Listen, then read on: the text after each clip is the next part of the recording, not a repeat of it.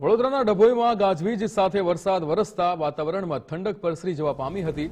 ડભોઈમાં 15 કલાકમાં 4 ઇંચ વરસાદ નોંધાયો છે। વીજળીના કડાકા સાથે તાલુકામાં વરસાદ પડ્યો છે।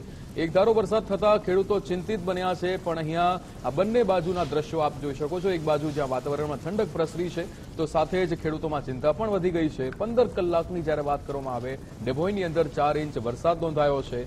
અવિરત વરસાદ વરસી રહ્યો છે। 15 કલાકની અંદર 4 ઇંચ વરસાદ, વીજળીના કડાકાની સાથે તાલુકાની અંદર વરસાદ વરસી રહ્યો છે।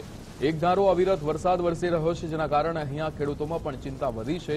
સમગ્ર અહીંયા દક્ષિણ ગુજરાતની વાત કરીએ, મધ્ય ગુજરાતની વાત કરીએ, વરસાદી માહોલ જામ્યો છે અને સાથે જ વડોદરામાં પણ વરસાદી માહોલ એ અવિરત રીતે અહીંયા જામેલો છે। ગાજવીજ સાથે વરસાદ ડભોઈની અંદર પડી રહ્યો છે। છેલ્લા 15 કલાકની વાત કરીએ, 4 ઇંચ વરસાદ। પિન્ટુ પટેલ આપણી સાથે ફોન લાઈન પર જોડાઈ ગયા છે। પિન્ટુ, 4 ઇંચ વરસાદ વરસી ગયો છે છેલ્લા 15 કલાકની અંદર ડભોઈમાં। અત્યારે કેવો માહોલ છે અને શું પરિસ્થિતિ?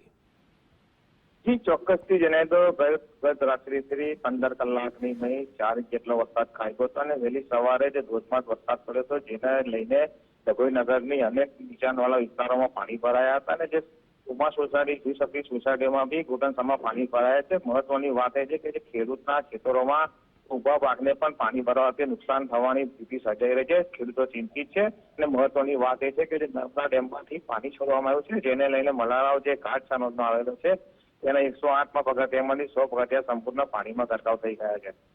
બિલકુલ પિન્ટુ, સમગ્ર માહિતી સાથે જોડાવા બદલ આપનો આભાર।